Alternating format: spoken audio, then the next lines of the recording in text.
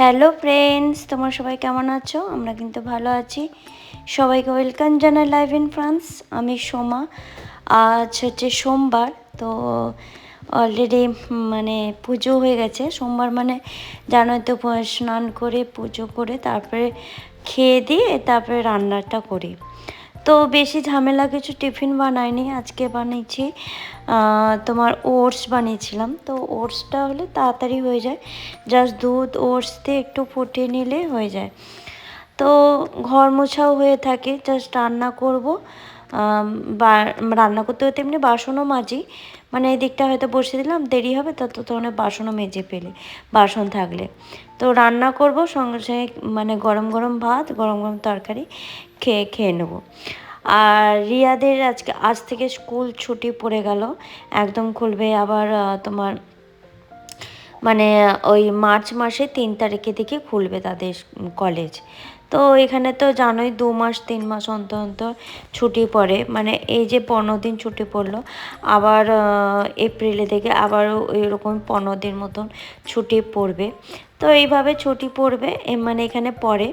তো এই এপ্রিল মাসে এরকম 15 দিন ছুটি পড়ে, তারপরে জুন বা জুলাই দিকে ফাইনাল পরীক্ষা হয়ে আবার নেক্সট মানে মানে নেক্সট ক্লাসের জন্য আবার প্রিপারেশন শুরু হয়।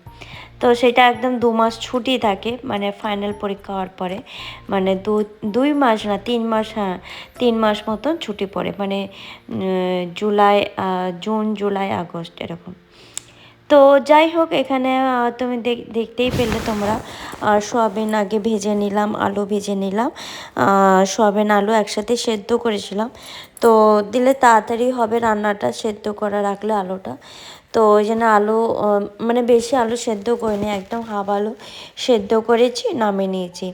আর এদিকে মশলার মধ্যে তোমার জিরে বাটা আদা বাটা যেরকম দিই, তাহলে মানে তোমার একটু কী বলবো, আর পেঁয়াজ রসুন তো পড়বে না। তো ওই জন্য জিরে আদা বাটা কাঁচা লঙ্কা বাটা দিয়ে দিই, দিলে তোমার গ্রেভিটা ভালো হয়। আর এদিকে তোমার মশলার মধ্যে তোমার এই ছিল টক দই দিলে আরও গ্রেভিটা ভালো হয় আর মশলাটা সুন্দর একটা আসে। তো কেননা টমেটো একটু পাতলা পাতলা ঝোল হয় আমি দেখেছি, ওই জন্য টমেটো বেশি প্রেফার করি না নিরামিষের দিনে। একটু টক দইটা দিলে তোমার একটু ঠিকটা থাকে না, মানে একটু বেশ ভালোই গাঢ় থাকে, ভালো লাগেও খেতে। তো সেই জন্য একটু টক দই দিই। আর টক দইয়ের মধ্যে ওই গুঁড়ো মশলা, রেগুলার যে গুঁড়ো মশলা থাকে তোমার ধনে গুঁড়ো, লঙ্কা গুঁড়ো, মানে কাশ্মীরি লঙ্কা গুঁড়ো, হলুদ গুঁড়ো, তারপরে নুন চিনি দিয়ে ভালো করে একটা পেস্ট তৈরি করে রেখে দিয়েছিলাম। দিয়ে ভালো করে কষে অনেকক্ষণ মশলা আস্তে আস্তে মশলা কষাতে আমরা অনেকবার বাসন মাজাও হয়ে গেছে অলরেডি। আর এদিকটা দেখলাম, ভাবলাম বাঁধাকপি সেদ্ধ হয়ে গেছে, মানে ভাপিয়ে নিয়েছিলাম, সেদ্ধ করিনি, ভাপিয়েছিলাম। আর এতে একটু আদা কোড়ানো আর তোমার জিরে ফোড়ন আর তেজপাতা দিয়ে এই যে বাঁধাকপি আলু সেদ্ধ করাটা এখন দিয়ে দেবো। দিয়ে এবার হলুদ গুঁড়ো, মানে জিরে গুঁড়ো ধনে গুঁড়ো একদম লাস্টে দেবো। এখন শুধু হলুদ গুঁড়ো দিয়েছি ওই আদার মধ্যে, আর দিয়ে এটাকে ভালো করে নাড়িয়ে নেবো। নাড়িয়ে নিয়ে অল্প তোমার এই যে ছোটো ছোটো টমেটো ছিল, বেশি ছিল না, ভাবলাম দিয়ে শেষ করে দিই, ভালো লাগবে। আর বিশেষ করে বাঁধাকপি তো দারুণ লাগে ছোটো ছোটো টমেটো দিলে, টেস্টটা একটা অন্যরকম আসে।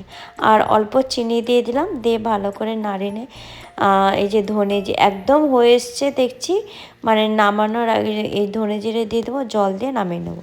আর এই কড়াইটা না, মানে একটু তাপ তাড়াতাড়ি চলেছে, মানে ধরার সিস্টেম আছে কিন্তু তাপ লেগে যায়, ওই জন্য এই কাপড় দিয়ে ধরে নাড়তে হয়, নাহলে গরম চাকা লাগবে। তো যাই হোক, এদিকটা নেড়ে আর ওই এপাশেও তোমার সয়াবিনটাও হয়ে এসছে। তো ঘি আর তোমার কি বলে ধনে পাতা ছড়িয়ে নামিয়ে নিলে হয়ে যাবে। ঘিটা আবার বানাতে হবে, ঘি একদম প্রায় মানে আজকে দিয়ে দিলে শেষ, আর নেই। তো ঘি বানাবো কাল বা পরশু দিন থেকে, ঘিটা বানাতে হবে। ঘিটা মানে বাটার আনতে হবে, বাটারও নেই, বাটারটা আনলে তাহলে ঘিটা করা যাবে। দেখো কালারটা কত সুন্দর এসছে সোয়াবিনে, আর সোয়াবিনটা একটু বেশিও পড়ে গেছে, বুঝতে পারি না আমি, সোয়াবিনে আন্দাজ না বুঝতে পারি না, সব আন্দাজ মোটামুটি তরকারি বুঝতে হয় কিন্তু সোয়াবিনে আন্দাজ বুঝতে পারিনি। তো ভাবলাম ঠিক আছে, যা বেশি থাকলেও কোনো অসুবিধা নেই, কোনো সময় টিফিনে বা খাওয়া হয়ে যাবে।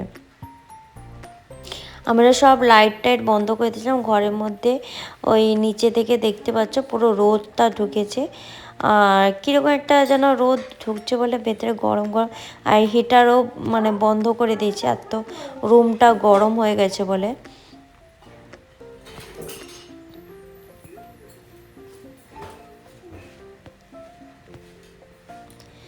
তো আমরা দুজন একসাথে খেতে বসবো, আগে তোমার দাদাকে দিয়ে আসি,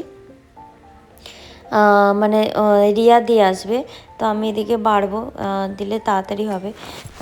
তো ও তো ওইখানে আসবে না খেতে, ওকে দিয়ে আসতে হবে ওর বাবাকে।